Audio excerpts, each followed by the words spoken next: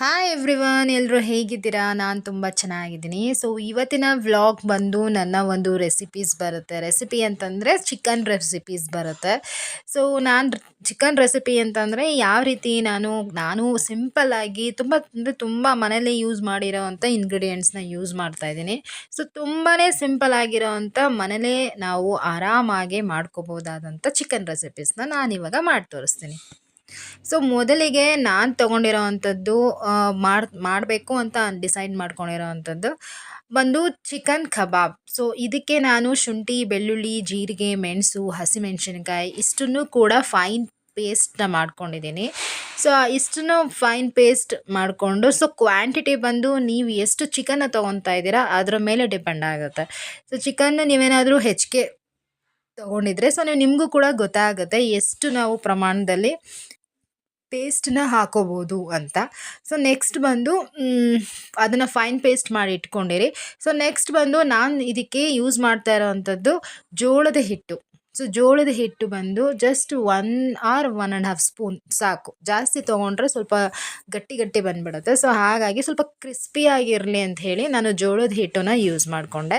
ಅದಕ್ಕೆ ನಾನು fine paste ಮಾಡ್ಕೊಂಡಿರೋ ಅಂಥ ಮಸಾಲ, ಅದ್ರ ಜೊತೆಗೆ ನಾನು ಗರಂ ಮಸಾಲಾನ ಯೂಸ್ ಮಾಡಿದ್ದೀನಿ, ಸ್ವಲ್ಪ ಅರಿಶಿನದ ಪುಡಿ, ಆಮೇಲೆ ಖಾರದ ಪುಡಿನ ಯೂಸ್ ಮಾಡಿಕೊಂಡು ಚೆನ್ನಾಗಿ ಮಿಕ್ಸ್ ಮಾಡಬೇಕು. ಓಕೆ. ಸೊ ಇಲ್ಲಿ ನಾವು ಯಾವುದೇ ರೀತಿಯಾದಂಥ ನೀರನ್ನು ಹಾಕೋ ಹಾಗಿಲ್ಲ. ಅದನ್ನು ಚೆನ್ನಾಗಿ ಮಿಕ್ಸ್ ಮಾಡ್ಕೊಂಡಿದ್ದಾದಮೇಲೆ ಜಸ್ಟ್ ಒಂದೇ ಒಂದು ಮೊಟ್ಟೆನ ಹಾಕ್ಕೊಂಡೆ. ಓಕೆ. ಸೊ ಅದನ್ನು ಚೆನ್ನಾಗಿ ಮಿಕ್ಸ್ ಕೊಟ್ಟಿದ್ದೀನಿ.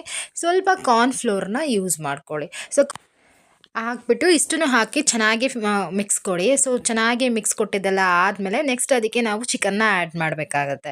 ಸೊ ನಾನಿಲ್ಲಿ ತೊಗೊಂಡಿರೋ ಅಂಥದ್ದು ಜಸ್ಟ್ 1/2 kg ಅಷ್ಟು ಚಿಕನ್ನು. ಹೆಚ್ಚಿಗೆ ನಾನೇನು ತೊಗೊಂಡಿಲ್ಲ, ಜಸ್ಟ್ 1/2 kg ತೊಗೊಂಡಿರೋದ್ರಿಂದ ನನಗಿಷ್ಟು ಮಸಾಲೆ ಸಾಕಾಗತ್ತೆ. ಸೊ ನೀವು ಜಾಸ್ತಿ ಏನಾದರೂ ಬೇಕು ಅಂತಂದಾಗ ಇನ್ನು ಸ್ವಲ್ಪ ಹೆಚ್ಚಿಗೆ ನಾವು ಪೇಸ್ಟ್ ಆಗಲಿ, ಮೊಟ್ಟೆ ಆಗಲಿ ಎಲ್ಲನೂ ನಾವು ಸ್ವಲ್ಪ ಸ್ವಲ್ಪ ಜಾಸ್ತಿನೇ ಯೂಸ್ ಮಾಡಬೇಕಾಗತ್ತೆ. ಸೊ ನೆಕ್ಸ್ಟ್ ಬಂದು ನಾನಿಲ್ಲಿ ಚಿಕನ್ ಗೀ ರೋಸ್ಟ್ ಮಾಡೋಣ ಅಂತ ಹೇಳಿ ನಾನು ರೆಡಿ ಮಾಡ್ಕೊತಾ ಇದ್ದೀನಿ. ಸೊ ಇದು ಬಂದು ತುಂಬಾ ಟೇಸ್ಟಿಯಾಗಿತ್ತು ಈ ರೆಸಿಪಿ. ಸೊ ಹಾಗಾಗಿ ನಾನು ನಿಮಗೂ ಒಂದ್ಸತಿ ತೋರಿಸೋಣ ಅಂತ ಹೇಳಿ ನಾನು ವಿಡಿಯೋ ಮಾಡಿದೆ ಅಷ್ಟೇ. ಸೊ ಇಲ್ಲೇನಪ್ಪ ಅಂತಂದರೆ ನಾವು ಈರುಳ್ಳಿ, ಬೆಳ್ಳುಳ್ಳಿ, ಆಮೇಲೆ ಹಸಿಮೆಣಸಿನ್ಕಾಯಿ, ಶುಂಠಿ ಇಷ್ಟನ್ನು ಹಾಕಿ ಚೆನ್ನಾಗಿ ಎಣ್ಣೆಯಲ್ಲಿ ಫ್ರೈ ಮಾಡ್ಕೊಬೇಕು. ಸೊ ಸ್ವಲ್ಪ ಟೊಮ್ಯಾಟೊ ಮತ್ತು ಅರಿಶಿನದ ಪುಡಿ ಕೂಡ ನೀವು ಆ್ಯಡ್ ಮಾಡಿಕೊಂಡ್ರೆ ಸೊ ತುಂಬ ಚೆನ್ನಾಗಿರುತ್ತೆ. ಇದಿಷ್ಟನ್ನು ಕೂಡ ನೀವು ಹೆಚ್ಚಿಗೆ ನಾವು ಫ್ರೈ ಮಾಡಿ ಇಟ್ಕೋಬೇಕು. ಸೊ ಚೆನ್ನಾಗಿ ಫ್ರೈ ಎಲ್ಲ ಆದಮೇಲೆ ನಾನಿಲ್ಲಿ ಕಡಿಮೆ ಚಿಕನ್ನ ನಾನು ತೊಗೊಂಡಿದ್ದೀನಿ. ಅಂದರೆ ಇದು ಕೂಡ 1/2 kg ಅಷ್ಟು ಚಿಕನ್ನ ನಾನು ತೊಗೊಂಡಿದ್ದೀನಿ. ಸೊ ಇಲ್ಲಿ ನಾವು ಗ್ರೇವಿ ಮಾಡ್ತಾ ಇರೋದ್ರಿಂದ ಜೊತೆಗೆ ಮತ್ತು ಮುದ್ದೆ ಜೊತೆಗಾದರೂ ಪರವಾಗಿಲ್ಲ, ಮತ್ತು ರೈಸ್ ಜೊತೆಗಾದರೂ ಪರವಾಗಿಲ್ಲ. ಸೊ ತುಂಬಾ ಒಂದು ಒಳ್ಳೆ ಟೇಸ್ಟ್ನ ಕೊಡುತ್ತೆ. ಸೊ ಸೈಡ್ ಡಿಶ್ ಆಗಿ ತುಂಬ ಚೆನ್ನಾಗಿರುತ್ತೆ. ಸೊ ಇಷ್ಟು ಪೇಸ್ಟನ್ನು ನಾನು ಹಾಕ್ಕೊಂಡೆ. ಇದ್ರ ಜೊತೆಗೆ ಸ್ವಲ್ಪ ಗೋಡಂಬಿನ ಹಾಕ್ಕೊಂಡಿದ್ದೀನಿ. ಅದಾದಮೇಲೆ ಗಸಗಸೆ ನೀವು ನಿಮಗೆ ಎಷ್ಟು ಬೇಕೋ ಅಷ್ಟನ್ನು ನೀವು ಗಸಗಸೆನ ನೀವು ಯೂಸ್ ಮಾಡ್ಕೋಬೋದು. ಸೊ ನೆಕ್ಸ್ಟ್ ಬಂದು ನಾನು ಅದೇ ಬಾಣಲಿನಲ್ಲಿ ಸ್ವಲ್ಪ ತುಪ್ಪನ ಹಾಕ್ಕೊಂಡೆ. ಸೊ ನಿಮ್ಗೆ ಎಷ್ಟು ಬೇಕೋ ಅಷ್ಟು ತುಪ್ಪನ ನೀವು ಯೂಸ್ ಮಾಡ್ಕೊಳ್ಳಿ. ನಾನಿಲ್ಲಿ ಜಸ್ಟ್ 1 ಸ್ಪೂನ್ ತುಪ್ಪನ ನಾನು ಹಾಕ್ಕೊಂಡೆ. ಅದಕ್ಕೆ 2 ಪಲಾವ್ ಎಲೆ ಹಾಕ್ಕೊಂಡು ಜಸ್ಟ್ ಸುಮ್ಮನೆ ತುಪ್ಪದಲ್ಲಿ ಅದು ಸ್ವಲ್ಪ ಉರಿಬೇಕಾಗತ್ತೆ. ಸೊ ಇದನ್ನು ಹಾಕೋದ್ರಿಂದ ಏನೋ ಒಂಥರ ತುಂಬಾ ಘಮ ಘಮ ಅನ್ನೋ ಟೇಸ್ಟ್ ಬರುತ್ತೆ. ಸೊ ರಿಯಲಿ ಗಾಯ್ಸ್, ಸೀರಿಯಸ್ಲಿ ನಾನು ಹೇಳ್ತೀನಿ, ನೀವು ಯಾವಾಗಲಾದರೂ ಸರಿನೇ ನೀವು ಈ ರೆಸಿಪಿನ ಟ್ರೈ ಮಾಡಿ. ಸೊ ಟ್ರೈ ಮಾಡಿ ಅಂತ ಏನಕ್ಕೆ ಹೇಳ್ತಾ ಇದ್ದೀನಿ ಅಂತಂದರೆ, ಆ್ಯಕ್ಚುಲಿ ತಿಂದ ಮೇಲೆ ನನಗೆ ಯಾವುದೇ ರೀತಿ ಬೇರೆ ಏನೋ ನನಗೆ ತಿನ್ನಬೇಕು ಅಂತಲೇ ಅನ್ನಿಸ್ಲಿಲ್ಲ. ಈವನ್ ಇದನ್ನೇ ನಾನು ತಿನ್ನಬೇಕು ಅಂತ ಅನ್ನಿಸ್ತು. ಸೊ ಅಷ್ಟು ಟೇಸ್ಟಿಯಾಗಿತ್ತು, ಆದ್ದರಿಂದ ಹೇಳ್ತಾ ಇದ್ದೀನಿ. ಅದಾದಮೇಲೆ ನೆಕ್ಸ್ಟ್ ಸ್ವಲ್ಪ ಚಿಕನ್ನ ಹಾಕ್ಕೊಳ್ಳಿ. ಚಿಕನ್ ಹಾಕ್ಕೊಂಡು ಸ್ವಲ್ಪ ಕರಿಬೇವಿನ ಸೊಪ್ಪು ಕೂಡ ನಾನು ಹಾಕ್ಕೊತೀನಿ ಎಲ್ಲ ಐಟಮ್ಸ್ಗೂ. ಈವನ್ ಚಿಕನ್, ಮಟನ್ ಎಲ್ಲದಕ್ಕೂ ನಾನು ಕರಿಬೇವಿನ ಸೊಪ್ಪು ಯೂಸ್ ಮಾಡ್ತೀನಿ, ಯಾಕಂದರೆ ನನಗೇನೋ ಇಷ್ಟ ಆಗುತ್ತೆ ಅದು. ಸ್ವಲ್ಪ ಅರಿಶಿನ ಮತ್ತು ಸಾಲ್ಟ್ ಹಾಕಿ ಚಿಕನಿಗೆ ಚೆನ್ನಾಗಿ ಫ್ರೈ ಮಾಡ್ಕೊಳ್ಳಿ. ಓಕೆ. ಸೊ ಚೆನ್ನಾಗೆಲ್ಲ ಫ್ರೈ ಎಲ್ಲ ಮಾಡಿದ್ದೆಲ್ಲ ಆದಮೇಲೆ ನೆಕ್ಸ್ಟ್ ನಾವು ರುಬ್ಕೊಂಡಿರೋ ಅಂಥ ಮಸಾಲೆ, ನಾವೇನು ರುಬ್ಕೊಂಡಿದ್ವಿ ಆ ಮಸಾಲೆನ ನಾವು ಹಾಕ್ಕೊಂಡು ಇದಕ್ಕೆ ಸ್ವಲ್ಪ ಪೆಪ್ಪರ್ ಪೌಡರು ಮತ್ತು ಜೀರಾ ಪೌಡರು, ಸ್ವಲ್ಪ ಗರಂ ಮಸಾಲ ಕೂಡ ಹಾಕ್ಕೊಂಡು ನಿಮ್ಗೆ ಎಷ್ಟು ಬೇಕೋ ಅಷ್ಟನ್ನು ನೀವು ಯೂಸ್ ಮಾಡ್ಕೊಳ್ಳಿ.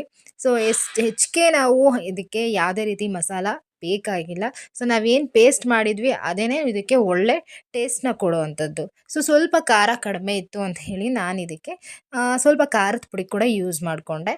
ಸೊ ಚೆನ್ನಾಗಿ ಫ್ರೈ ಮಾಡಿ ಅದಾದಮೇಲೆ ನಾನೇನು ಚಿಕನ್ನ ಮ್ಯಾರಿನೇಟ್ ಮಾಡಿ ಇಟ್ಟಿದ್ದೆ. ಸೊ ಅದಕ್ಕೆ ನಾನು ಸ್ವಲ್ಪ ಉಪ್ಪು ಮತ್ತು ಖಾರ ನಿಮಗೆಷ್ಟು ರುಚಿಗೆ ಉಪ್ಪು ಬೇಕೋ ಅಷ್ಟು ಉಪ್ಪು ಮತ್ತು ಖಾರದ ಪುಡಿನ ನೀವು ಯೂಸ್ ಮಾಡಿಕೊಂಡು ಸೊ ಅದನ್ನು ಚೆನ್ನಾಗಿ ಕಲಿಸ್ಕೊಬೇಕಾಗತ್ತೆ. ಅದನ್ನು ಚೆನ್ನಾಗಿ ಕಲಸಿ ನೆಕ್ಸ್ಟ್ ಒಂದು 10 ಮಿನಿಟ್ಸ್ಗೆ ನೀವು ಈ ಥರ ಎಣ್ಣೆ ಕಾಯಕ್ಕಿಟ್ಟು ಅದಕ್ಕೆ ನಾವು ಕಬಾಬ್ನ ಹಾಕೊಬೋದು. ಸೊ ಒಳ್ಳೆ ಕಬಾಬ್ ರೆಡಿ ಆಗುತ್ತೆ. ಸೊ ಹೊರಗಡೆಯಿಂದ ನಾವೇನು ತಂದು ತಿಂತೀವಿ ಅದಕ್ಕಿಂತನೂ ತುಂಬ ಚೆನ್ನಾಗಿದೆ ಅಂತ ಅನ್ನಿಸ್ತು. ಯಾವುದೇ ರೀತಿ ನೋಡಿ ಫುಡ್ ಕಲರ್ನ ಆ್ಯಡ್ ಮಾಡಿಲ್ಲ ಏನಿಲ್ಲ, ಬಟ್ ಒಳ್ಳೆ ಕಲರೇ ಬಂದಿದೆ. ಯಾವುದೇ ರೀತಿ ನಮಗೆ ಎಷ್ಟೋ ಜನ ಫುಡ್ ಕಲರ್ಸ್ನು ಕೂಡ ಯೂಸ್ ಮಾಡ್ತಿರ್ತಾರೆ.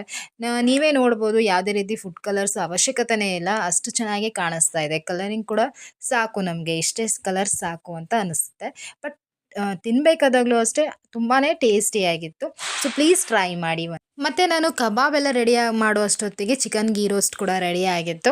ಸೊ ಇದು ಕೂಡ ತುಂಬಾ ಸಾಫ್ಟಾಗಿ ಚೆನ್ನಾಗೇ ಆಗಿತ್ತು. ಸೊ ನೀವು ಕೂಡ ಟ್ರೈ ಮಾಡಿ ಅಂತ ಹೇಳ್ತೀನಿ.